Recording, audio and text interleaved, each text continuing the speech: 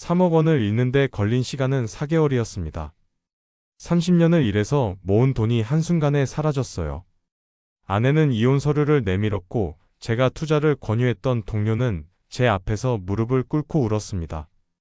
지금 저는 61세, 새벽 4시 반에 배달 가방을 맵니다.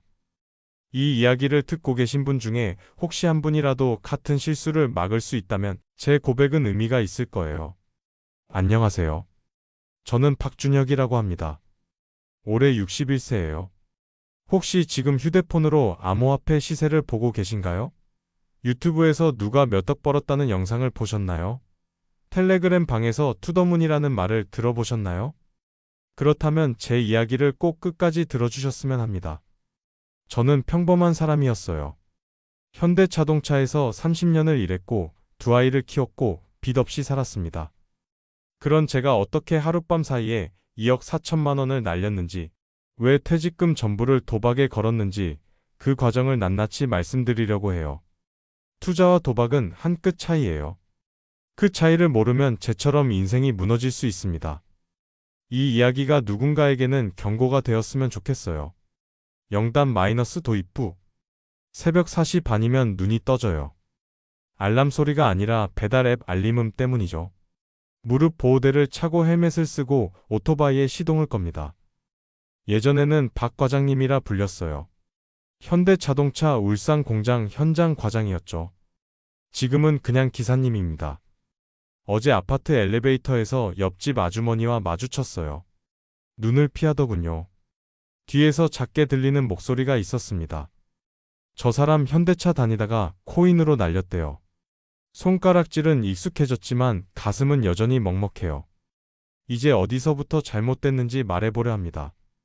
저는 1991년에 현대자동차 울산 공장에 입사했어요. 21살 때였죠. 생산직으로 시작해서 30년을 일했습니다.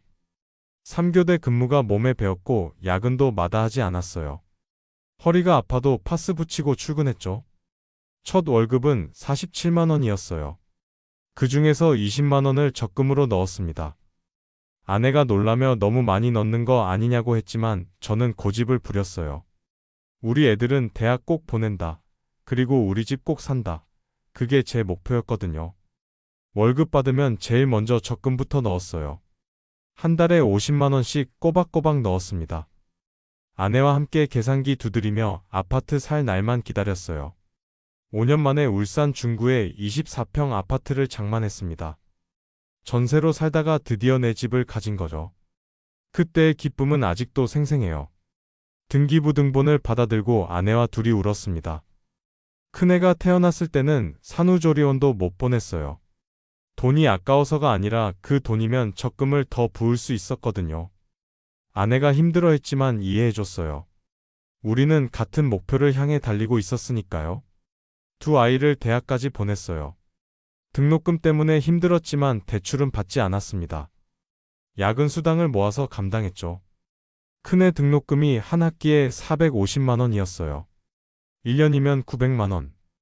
둘째까지 대학 다니니까 1년에 거의 2천만 원이 나갔습니다. 그래도 버텼어요. 밤 10시까지 야근하고 주말 특근도 마다하지 않았어요. 공장 안에서 저는 성실한 사람으로 통했어요. 지각 한 번 안 하고 결근 한 번 없이 30년을 다녔습니다. 반장을 거쳐 조장이 되고 마침내 현장 과장까지 올라갔어요. 생산직에서 관리직이 된 거죠. 봉급 명세서에 찍힌 직책을 볼 때마다 뿌듯했습니다. 큰애는 부산에서 직장 다니고 작은애는 결혼해서 손주를 낳았어요. 빚 없이 살았다는 게 제일 자랑스러웠습니다. 주변에 대출받아서 집 산 사람, 카드빚 때문에 힘들어하는 사람 많았거든요. 저는 단 한 번도 빚을 진 적이 없었어요. 2021년 1월 회사에서 명예퇴직 제안이 들어왔어요. 저는 그때 57세였습니다.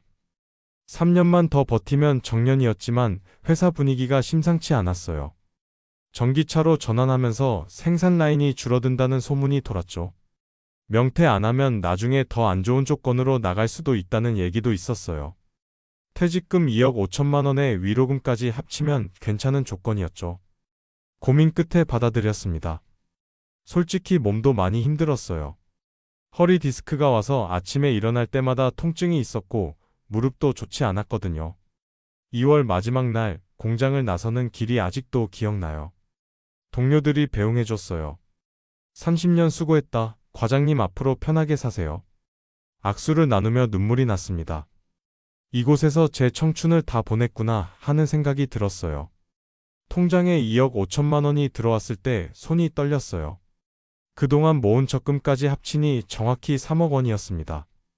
30년 동안 성실하게 산 결과물이 눈앞에 있었죠. 아내와 소파에 앉아 통장을 펼쳐봤어요. 이제 좀 쉴 수 있겠다고 생각했습니다. 그 순간까지만 해도 저는 평범한 가장이었어요. 욕심 없이 성실하게 산 사람이었죠. 그런데 그 평범함이 무너지는 데는 채 한 달도 걸리지 않았습니다. 퇴직하고 한 달쯤 지났을 때였어요. 은행에 가서 정기예금 금리를 물어봤습니다. 연 2.3%라고 하더군요. 계산해보니 3억 원을 넣어도 1년에 690만 원이었어요. 한 달로 치면 57만 원 정도죠. 세금 떼면 50만 원도 안 됩니다. 집에 와서 아내한테 말했어요. 여보, 한 달에 50만 원으로 우리 둘이 어떻게 살아? 아내도 한숨을 쉬었습니다. 둘 다 60 가까운 나이인데 의료비도 나가고 생활비도 만만치 않았거든요. 이걸로 어떻게 20년, 30년을 살아야 하나 막막했습니다. 그 무렵 유튜브를 보다가 우연히 영상 하나를 클릭했어요. 썸네일에 이렇게 써 있었죠. 월급쟁이도 부자 되는 법, 도지코인. 처음엔 별 관심 없었어요. 코인이라는 게 도박 아니냐, 그런 생각이었거든요. 하지만 영상 속 사람이 자기는 2천만 원 넣어서 1억 5천만 원 만들었다고 하더군요. 화면에 통장 잔고를 보여주는데 진짜였어요. 눈이 번쩍 띄었습니다. 저 사람도 했는데 나라고 못할 게 뭐야. 그런 생각이 들었어요.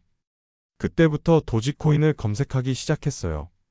일론 머스크라는 사람이 트위터에 강아지 사진을 올리면 가격이 오른다는 얘기가 있었죠. 처음엔 말도 안 된다고 생각했어요. 그런데 실제로 그 사람이 트윗 하나 올리면 가격이 30%, 40%씩 뛰더라고요. 서민의 비트코인이라는 별명도 있었어요. 비트코인은 이미 개당 5천만 원이 넘어서 일반 사람은 엄두도 못 냈습니다. 그런데 도지코인은 개당 50원 정도였어요. 1,000원만 있어도 살 수 있다는 게 매력적이었죠. 문턱이 낮다는 게 저한테는 희망처럼 보였어요. 인터넷을 뒤지다가 텔레그램이라는 앱을 알게 됐어요. 도지코인 한국 투자자 방이 있다고 하더라고요. 가입해보니 사람이 3만 명도 넘었습니다. 매일 수백 개의 메시지가 올라왔어요. 투더문이라는 말이 도배되어 있었죠. 달까지 간다는 뜻이래요. 사람들이 수익 인증을 올렸어요. 누구는 500만 원으로 3천만 원 벌었다고 하고 누구는 집 계약금 마련했다고 했습니다. 누구는 차를 샀다고도 하더군요. 증거 사진까지 올리니까 의심할 여지가 없었어요. 유튜브에서 전문가라는 사람 영상도 봤어요. 경제학 박사라면서 30분 넘게 설명하더군요. 중국과 인도에서 수요가 폭발할 거라고 했죠. 미국 연방준비제도가 돈을 계속 찍어내니까 달러 가치가 떨어진다. 그럴 때 금이나 암호화폐 같은 대체 자산으로 돈이 몰린다. 그런 논리였어요. 그 말이 제게는 설득력 있게 들렸습니다. 2008년 금융위기 때 금값이 폭등한 거 기억나거든요. 당시에 금 샀던 사람들 다 큰돈 벌었잖아요. 도지코인도 마찬가지라는 거예요. 이건 투기가 아니라 합리적인 투자라고 생각했어요. 며칠 밤을 고민했어요. 3억 원 전부를 넣을 순 없었죠. 그래도 조금은 해봐야겠다는 생각이 들었습니다. 결국 결심했어요. 3억 원 중에서 일단 5천만 원만 넣어보기로 했어요. 6분의 1이니까 위험 부담이 크지 않다고 판단했죠. 아내에게 말했어요. 여보, 은행 이자로는 안 돼. 조금만 투자해보자. 5천만 원만. 아내는 고개를 저었습니다. 그런 거 위험한 거 아니야? 우리 나이에 그런 거 하면 안 돼. 하지만 저는 설득했어요. 나도 다 알아봤어. 이건 도박이 아니라 투자야. 전 세계 사람들이 하고 있어. 아내가 망설이는 표정을 지었어요. 저는 계속 말했습니다. 5천만 원만 넣고 2배만 되면 바로 빼자. 그럼 원금은 건지는 거잖아. 그 다음부터는 번 돈으로만 하는 거야. 우리 미처는 안전하고. 아내는 한참을 생각하더니 한숨을 쉬고 고개를 끄덕였어요. 그날 밤 거래소에 가입했습니다. 본인 인증하고 계좌 연결하고 처음 해보는 일이라 시간이 꽤 걸렸어요. 새벽 1시가 넘어서야 가입이 완료됐죠. 그리고 5천만 원을 입금했습니다.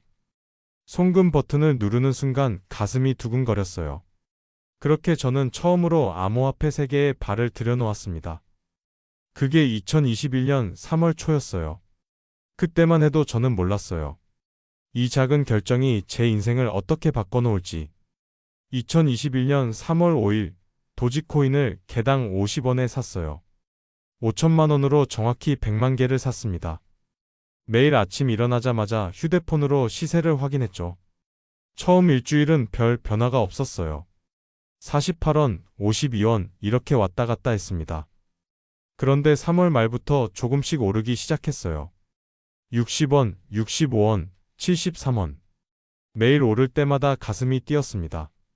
4월 첫째 주에는 100원을 넘었어요. 5천만 원이 1억 원이 된 거죠. 한 달도 안 돼서 2배가 된 겁니다. 텔레그램 방에 메시지를 올렸어요. 여러분 덕분에 수익 났습니다. 감사합니다. 그랬더니 축하 메시지가 쏟아졌어요. 형님 축하드려요. 이제 시작입니다. 1,000원까지 갑니다. 그런 메시지들을 보며 저는 완전히 빠져들었습니다. 4월 중순 가격이 미친 듯이 뛰기 시작했어요. 150원, 200원, 250원. 하루에 20%, 30%씩 올랐습니다. 300원을 넘었을 때 계좌를 확인했어요. 잔고가 3억 원이었습니다. 5천만 원이 한 달 반 만에 3억 원이 된 거예요. 2억 5천만 원을 번 겁니다. 믿기지 않았어요. 계좌 화면을 캡처해서 아내한테 보여줬습니다. 여보, 이거 봐. 아내가 눈이 휘둥그레지더니 말을 잃었어요. 이게 진짜야? 네, 진짜예요. 우리 대박 났어요. 그날 저녁 처음으로 외식을 나갔어요. 고깃집에서 삼겹살을 시켰죠. 퇴직하고 나서 돈 아끼느라 외식 한 번 못했거든요. 고기를 구우며 아내한테 말했습니다. 이제 우리 편하게 살 수 있겠어. 아내도 웃으며 고개를 끄덕였어요. 그런데 집에 돌아오는 길에 이상한 생각이 들었어요. 5천만 원을 넣어서 3억을 만들었는데 만약 처음부터 3억을 넣었다면 지금쯤 18억이었을 거 아냐. 그 생각이 머리에서 떠나지 않았습니다. 다음날 공장 후배한테서 카톡이 왔어요. 형님, 저 오늘 아파트 계약금 넣었습니다. 뭔 소리야? 도지코인이요. 형님 말씀 듣고 저도 시작했거든요. 2천만 원 넣었는데 1억 가까이 됐어요. 수익률 플러스 480%요. 캡처 화면을 보내왔는데 진짜였어요. 가슴이 두근거렸습니다. 아, 나만 하는 게 아니구나. 다른 사람들도 다 벌고 있구나. 근데 나는 왜 5천만 원만 넣었을까? 그런 후회가 밀려왔어요. 저녁에 텔레그램 방을 들어갔어요. 분위기가 완전히 축제였습니다. 사람들이 수익 인증을 올리고 서로 축하하고 1,000원 간다, 2,000원 간다. 그런 메시지가 도배되어 있었어요. 누군가 이런 글을 올렸습니다. 지금 안 사면 평생 후회합니다. 이건 우리 세대 마지막 기회예요. 그 말이 제 가슴을 찔렀어요. 맞아, 지금이 기회야. 지금 안 하면 평생 후회할 거야. 손이 떨렸습니다. 아내에게 말했어요. 여보, 결심했어. 이거 다 팔고 더 크게 갈 거야. 아내가 깜짝 놀라며 말했습니다. 뭐? 벌써 3억이나 됐잖아. 팔아서 원금 건지고 그만해. 하지만 저는 이미 마음을 굳힌 상태였어요. 아니야, 지금 파는 게 바보짓이야. 더 오를 거라고. 1,000원까지 가면 6억이 되는 거야. 다음날 3억 원치를 전부 팔았어요. 그리고 고민했습니다. 통장에 남은 돈 2억 5천만 원까지 합치면 5억 5천만 원이에요. 얼마를 다시 넣을까? 결국 2억 원을 다시 투자하기로 했습니다. 개당 300원일 때였죠. 2억 원으로 약 66만 개를 샀어요. 아내한테 말했어요. 여보, 2억만 넣었어. 통장에 3억 5천만 원은 안전하게 남겨뒀어. 아내는 불안한 표정이었지만 더 이상 반대하지 않았어요. 이미 큰 돈을 벌었으니까요. 그것도 모자라서 주변 사람들한테 권유하기 시작했습니다. 같은 반에서 일하던 김 형한테 전화했어요. 형, 나 요즘 재미 좀 보고 있어. 도지코인이라고 들어봤어? 김 형은 관심을 보였습니다. 그게 뭔데? 설명해줬어요. 일론 머스크가 밀어주는 코인이고 지금 전 세계적으로 인기고 나는 벌써 5천만 원으로 3억 만들었다고. 김형이 물었습니다. 위험하진 않아? 아니야, 이건 주식이랑 달라. 비트코인이랑 똑같아. 안전자산이야. 김형이 관심을 보이자 제가 더 적극적으로 권유했어요. 형, 지금이 기회야. 나중에 후회하지 마.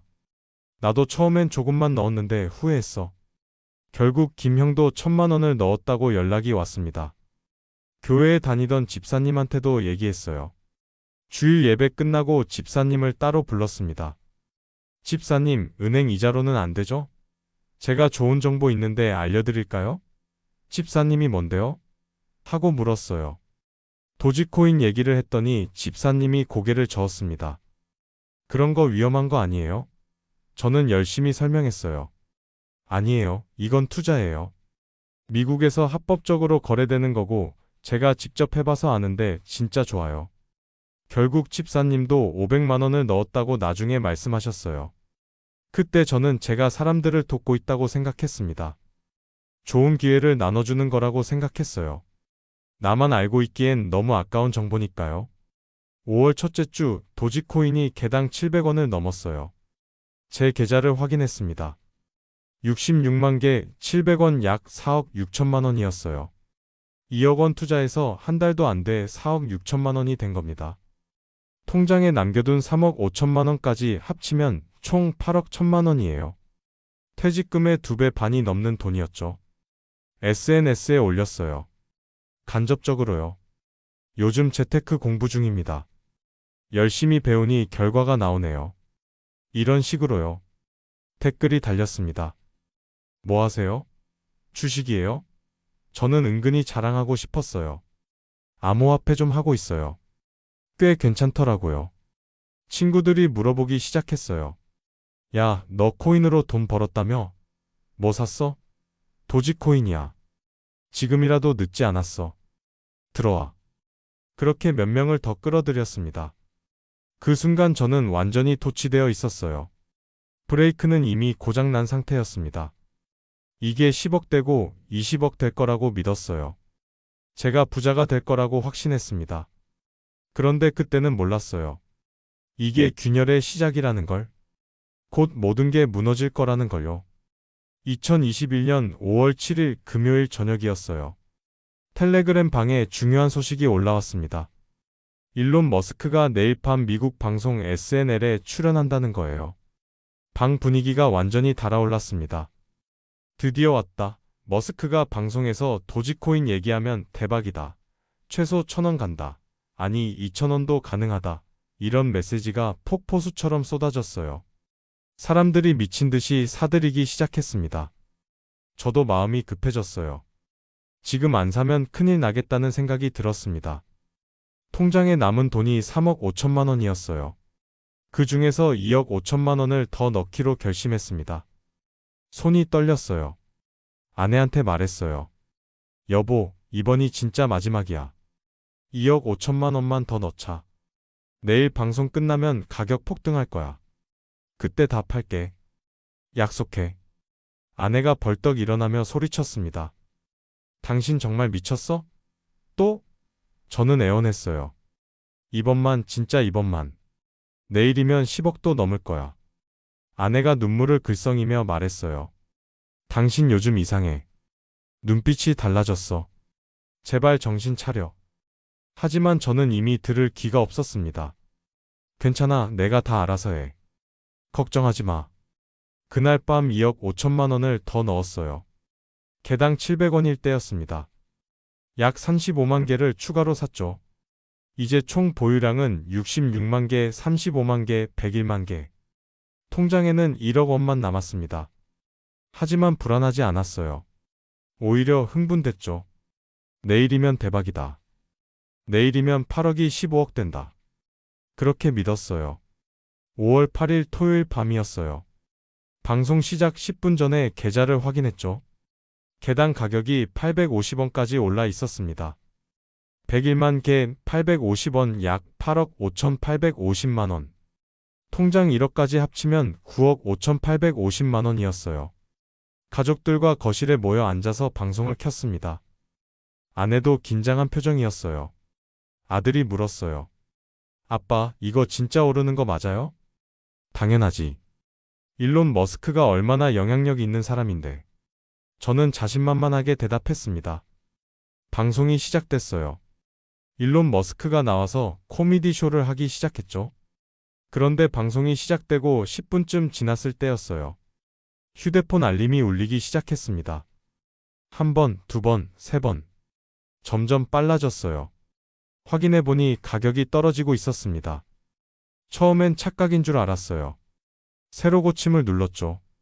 그런데 진짜였어요. 개당 850원에서 750원으로, 650원으로, 550원으로 떨어지고 있었습니다. 계좌 잔고를 확인했어요. 8억 5천만 원에서 7억 5천만 원으로, 6억 5천만 원으로. 10분 만에 2억 원이 날아간 겁니다. 손이 떨렸어요. 뭐야, 왜 떨어져? 방송 보면 오르는 거 아니었어? 텔레그램 방을 확인했습니다. 방이 완전히 난리가 났어요. 왜 떨어져요? 머스크가 뭐라고 한 거예요? 이거 뭐야? 공포와 패닉 메시지가 도배됐습니다. 방송을 다시 봤어요. 일론 머스크가 도지코인을 사기라고 농담조로 말하는 장면이 나왔습니다. 그 순간 가격이 더 떨어졌어요. 6억 5천만 원에서 5억 5천만 원으로, 4억 8천만 원으로. 아내가 비명을 질렀어요. 여보, 떨어지고 있어. 팔아, 당장 팔아. 저는 화면만 멍하니 보고 있었습니다. 안 돼. 조금만 기다리면 다시 오를 거야. 방송 끝나면 오를 거야. 하지만 방송이 끝나도 가격은 오르지 않았어요. 오히려 더 떨어졌습니다. 4억 2천만 원, 3억 7천만 원. 방송이 끝나고 확인했을 때는 개당 480원까지 떨어져 있었습니다. 101만 개 480원 약 4억 8,480만 원. 하룻밤 사이에 3억 7천만 원이 증발한 거예요. 머리가 하얘졌죠. 숨이 안 쉬어졌어요. 가슴이 답답해서 헥헥거렸습니다. 아내가 물 한 잔을 가져왔지만 손이 떨려서 제대로 잡지도 못했어요. 아내가 소리쳤습니다. 내가 뭐랬어? 하지 말라고 했잖아. 당장 팔아. 지금이라도 팔아. 하지만 저는 팔지 못했어요. 지금 팔면 손해가 확정되니까요. 아니야, 일시적인 거야. 곧 오를 거야. 그날 밤 한숨도 못 잤어요.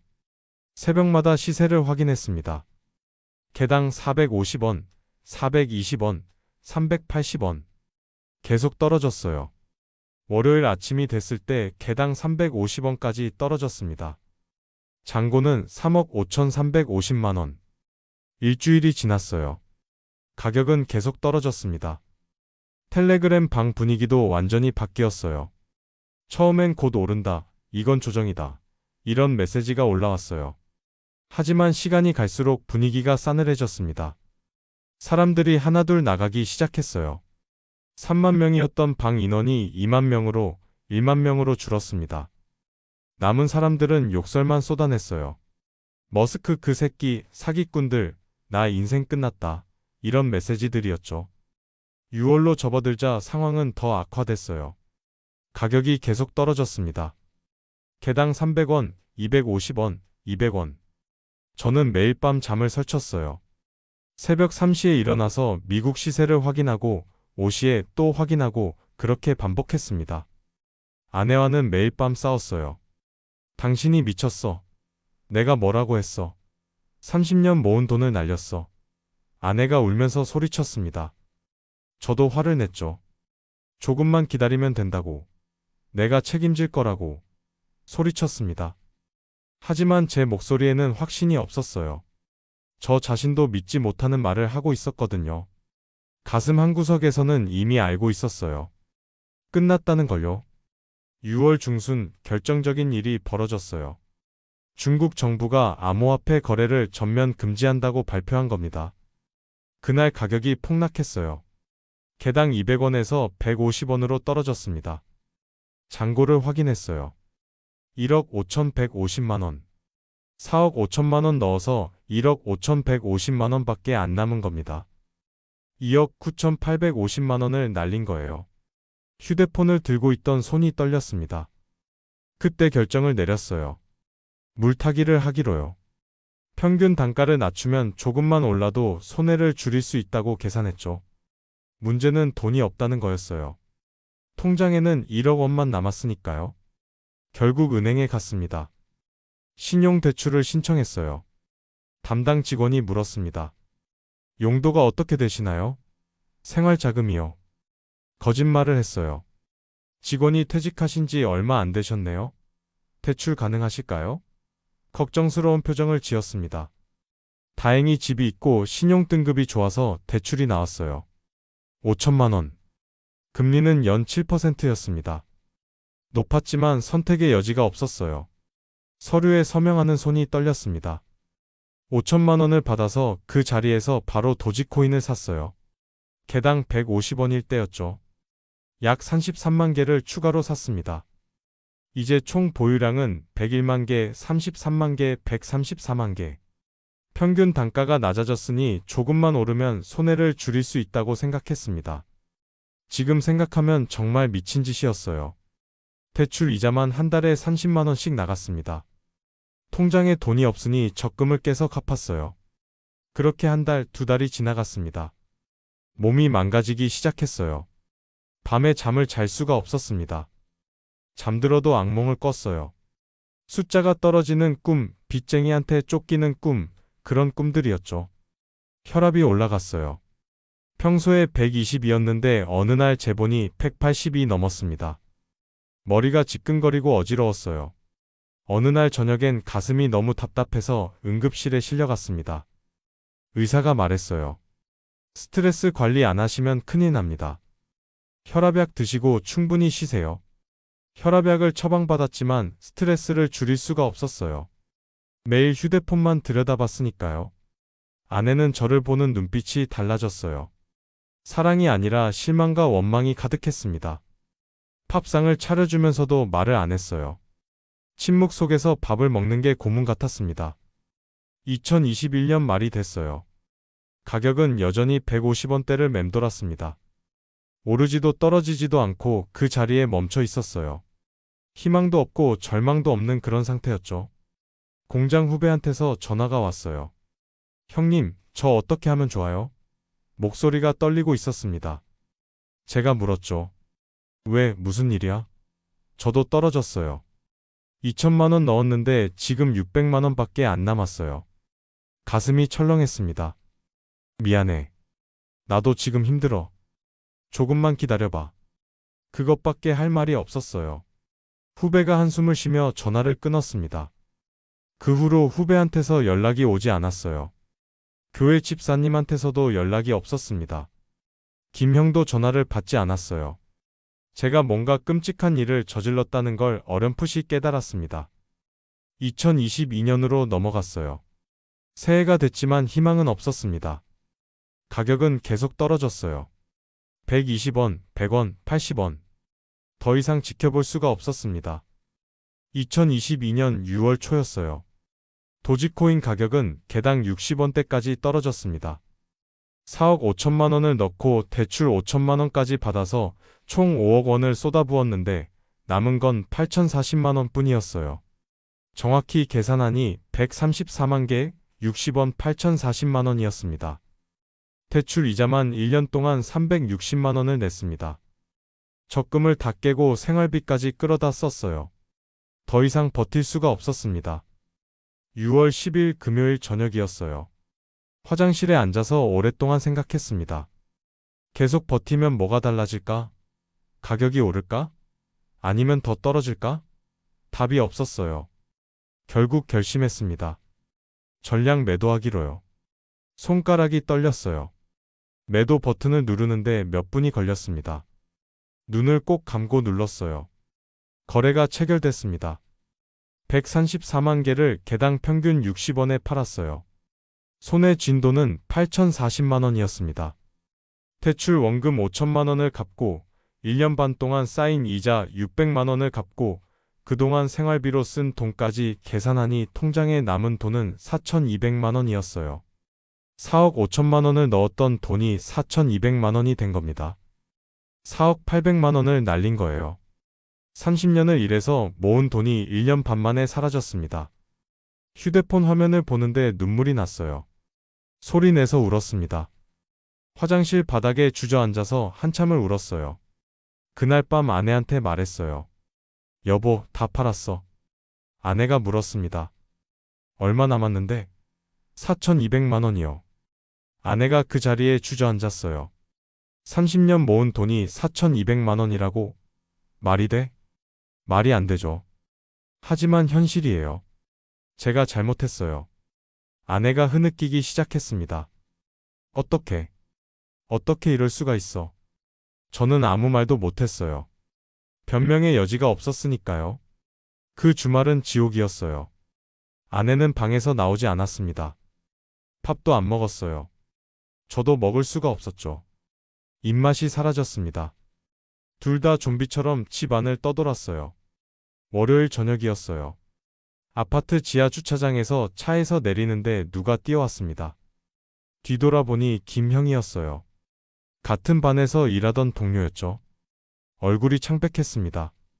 형님 하면서 제 팔을 붙잡았어요. 형님 말 믿고 전세금에 대출까지 받았어요. 그 사람이 울먹였습니다. 저 이제 어떻게 살아요? 제가 뭐라고 했어요? 투자라고 했잖아요. 안전하다고 했잖아요. 목소리가 점점 커졌어요. 집사람이 애들 데리고 친정으로 갔어요. 전세 계약 만료되는데 돈이 없어요. 이제 우리 가족 어떻게 해요? 김형 눈에는 원망이 가득했어요. 미안해. 저도 다 잃었어. 제가 겨우 그 말을 꺼냈습니다. 김형이 멍한 표정을 지었어요. 뭐라고요? 저도 4억 넘게 넣었다가 4천만 원밖에 못 건졌어. 정말 미안해. 김형이 휘청거렸어요. 그럼 나더러 어쩌라고요? 말이 안 나왔습니다. 김형이 제 멱살을 잡았어요. 형님, 책임져요. 책임지라고요. 저는 아무 말도 못했어요. 김형 손을 떼어낼 힘도 없었습니다. 한참 후에 김형이 손을 놓았어요. 그리고 고개를 떨구며 걸어갔습니다. 뒷모습이 너무 처참해서 참아볼 수가 없었어요. 주차장에 혼자 남았어요. 다리에 힘이 풀려서 그 자리에 주저앉았습니다. 제가 뭔 짓을 한 거지? 사람들 인생을 망쳐놓았구나. 그제야 현실이 느껴졌어요. 그날 밤 처음으로 소주 2병을 마셨습니다. 평생 술을 멀리했는데 그날만큼은 정신을 잃고 싶었어요. 취해서 집에 들어갔는데 아내가 거실에 앉아 있었습니다. 아내 앞에 서류 봉투가 놓여 있었어요. 이혼 협의서였습니다. 아내가 차갑게 말했죠. 더 이상 당신과는 못 살겠어요. 30년을 같이 산 사람한테 들은 말이라고는 믿기지 않았습니다. 무릎을 꿇었어요. 여보, 제발. 한 번만 더 기회를 줘. 제발. 다시 일할게. 평생 당신한테 잘할게. 애원했습니다. 손주도 있잖아요. 준이 생각해서라도. 아내가 눈물을 흘렸어요. 그 눈물이 분노인지 슬픔인지 알 수 없었습니다. 한참을 울던 아내가 말했어요. 이게 마지막이에요. 다시 한 번만 더 이런 일 있으면 그땐 진짜 끝이에요. 고개를 끄덕였어요. 알았어요. 약속할게요. 다시는 이런 일 없을 거예요. 아내가 고개를 돌리며 방으로 들어갔습니다. 거실에 혼자 남아서 한참을 울었어요. 그날 밤 화장실 거울을 봤어요. 거기에 비친 사람은 제가 아니었습니다.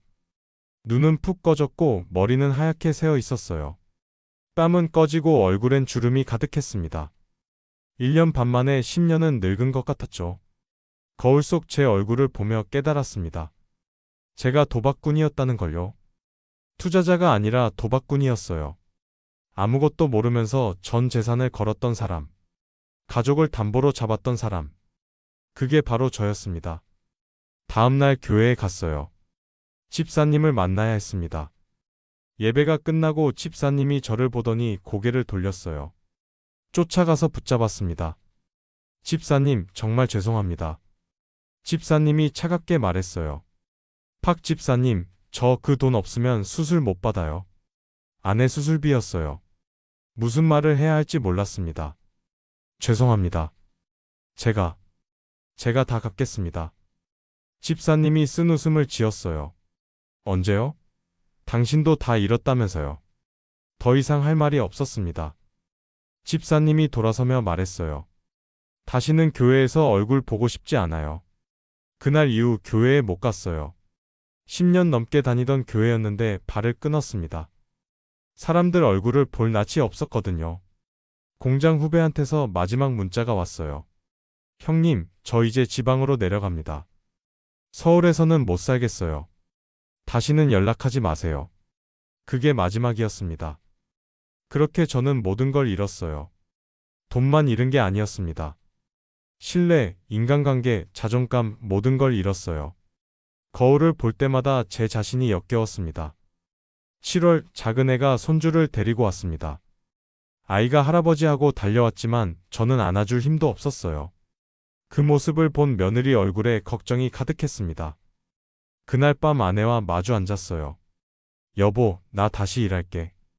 58살이면 늦지 않았어. 뭐라도 할게. 아내가 물었습니다. 뭘 할 건데? 공장은 나이 때문에 안 뽑아줘. 배달이라도 할게요. 요즘 배달 수요 많잖아요. 아내가 한숨을 쉬었어요. 당신 허리 안 좋은데 배달을 어떻게 해? 괜찮아요. 할 수 있어요. 저는 간절했습니다. 그렇게 저는 새로운 인생을 시작하기로 결심했어요. 아니, 새로운 게 아니었죠. 밑바닥부터 다시 기어 올라가는 인생이었습니다. 2022년 8월 배달 라이더 일을 시작했어요. 배달 앱에 가입하고 오토바이를 렌트했습니다. 한 달에 리스비가 40만 원이었어요. 보험료까지 하면 거의 65만 원이 나갔죠. 첫날이 아직도 기억나요. 오토바이 타는 법부터 다시 배워야 했습니다. 젊었을 땐 오토바이 탔지만 30년 만이었거든요. 배달 가방을 매니 어깨가 무거웠어요. 헬멧을 쓰니 숨이 막혔습니다. 첫 배달은 치킨이었어요. 식당에서 픽업해서 아파트로 가는데 손이 떨렸습니다. 초인종을 누르니 젊은 남자가 나왔어요. 고맙습니다. 그 사람이 가볍게 인사하고 문을 닫았습니다. 그 순간 눈물이 났어요. 제가 과장이었던 게 불과 1년 반 전인데 지금은 배달기사가 되어 있었거든요. 엘리베이터를 타고 내려오면서 한참을 울었습니다. 처음 한 달은 정말 힘들었어요. 하루 8시간 일했는데 몸이 너무 아팠습니다. 허리도 아프고 무릎도 아팠어요. 그래도 참았어요. 이게 제가 감당해야 할 대가니까요. 한 달 수입이 250만 원 정도 나왔어요. 여기서 리스비, 보험료, 주유비 빼면 150만 원 남았습니다. 너무 적었죠. 남은 대출 원금 일부를 갚고 나면 생활비가 부족했어요. 결국 시간을 늘렸습니다. 하루 10시간, 주 6일로 늘렸어요. 몸은 더 힘들었지만 수입은 올랐습니다. 한 달에 320만 원 정도 벌게 됐죠. 아내도 마트에서 일을 시작했어요. 계산대 일이었습니다. 한 달에 180만 원을 벌었어요. 60 가까운 나이에 둘 다 일을 하고 있는 거예요. 아내가 마트 유니폼을 입고 나가는 걸 볼 때마다 미안했습니다. 6개월쯤 지났을 때였어요. 배달을 하다가 예전 공장 동료를 마주쳤습니다. 신호 대기 중이었는데 옆 차에서 아는 얼굴이 보였어요. 이 과장이었습니다. 이 과장도 저를 봤어요. 눈이 마주쳤죠. 이 과장은 잠깐 멈칫하더니 고개를 숙였습니다. 그리고 아무 말 없이 차를 출발시켰어요. 저도 오토바이를 몰았습니다. 그날 저녁 배달 앱 평점을 확인했어요. 별점 4.7이었습니다. 나쁘지 않은 점수였죠. 예전엔 생산 라인 평가 점수에 신경 쓰던 사람이었거든요. 이제는 배달 평점을 확인하고 있었습니다. 1년이 지나고 2년이 지났어요. 이제는 익숙해졌습니다. 동선을 파악했고 효율적으로 움직이는 법을 배웠어요. 3년 차가 되니 하루 30건 정도는 무리 없이 처리할 수 있었습니다. 지금 2025년이에요. 저는 61세예요. 배달 라이더로 일한 지 3년째입니다. 새벽 4시 30분에 일어나서 밤 10시까지 일해요. 하루 10시간 주 6일 일합니다. 한 달 총 수입은 380만 원 정도 됩니다.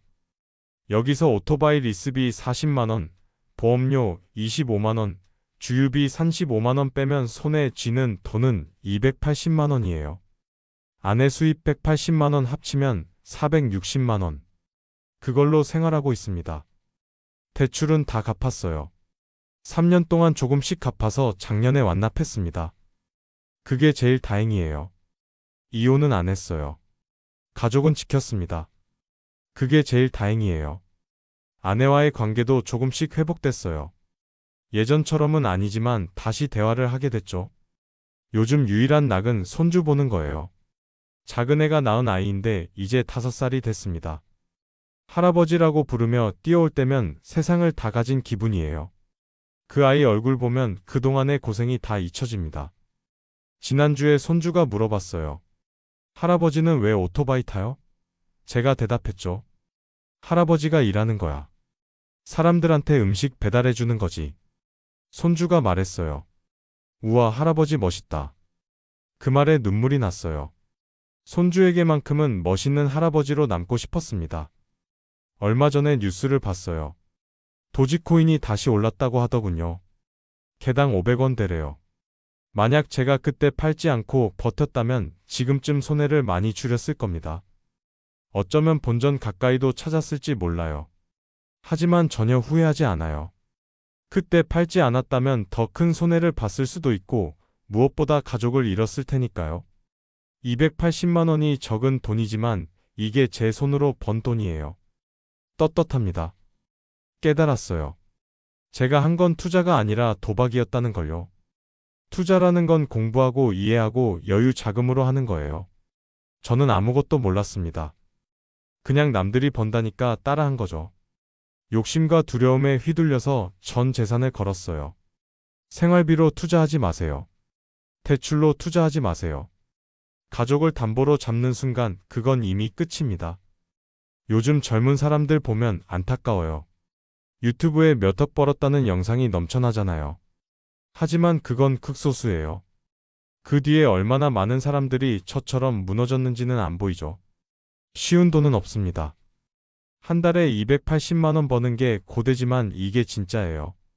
손에 땀 흘려서 번 돈이니까 가치가 있는 겁니다. 평범한 일상이 진짜 행복이에요. 퇴근하고 집에 가면 아내가 저녁 차려놓고 기다려요. 된장찌개에 밥 한 공기. 그게 전부예요. 주말이면 손주가 찾아와요. 할아버지 놀아줘요. 그러면 온몸이 아파도 같이 놀아줍니다. 저는 돈을 잃었지만 교훈을 얻었어요. 건강과 가족이 진짜 자산이라는 걸 배웠습니다. 매일 새벽에 일어나는 게 힘들지만 후회는 없어요. 제가 저지른 실수의 대가를 치르고 있는 거니까요. 그리고 이 이야기가 누군가에게 도움이 된다면 그것만으로도 의미가 있다고 생각해요. 한 분이라도 같은 실수를 막을 수 있다면 제 고백은 헛되지 않을 것. 3억 원을 잃는 데 걸린 시간은 4개월이었지만 그 대가를 치르는 데는 평생이 걸릴지도 모릅니다. 하지만 괜찮아요. 지금 이 순간이 소중하니까요. 오늘 저녁에도 손주가 옵니다. 그 아이 얼굴을 보면 모든 게 다 괜찮아집니다. 당신의 평범한 일상을 지키세요. 그게 가장 큰 행복입니다. 이 글이 재밌으셨거나 재미없으셨으면 구독, 좋아요, 알림 설정 부탁드립니다.